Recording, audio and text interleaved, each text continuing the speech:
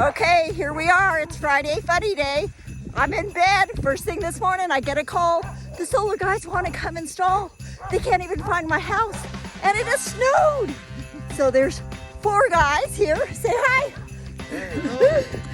And I have to go walk and find them, and it's cold. And look at all this beautiful snow. It rained, and then it snowed. My dogs are having fun. If you're looking for solar, call Nicholas Archuleta. These guys are determined to put up solar, but maybe not today, but just coming to check out the house. But with a heavy, wet snow, what you need to do is knock off the snow off your tree limbs or they will break, especially because they'll freeze and they'll just break. So let's check out this big tree.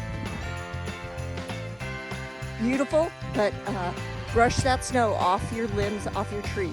So let me just show you how pretty it is. I hope you guys can see that. The trees are just magical. Guys, I'm Carrie Summers with Colorado Wrench and Home Realty, and today's Friday Fun Day.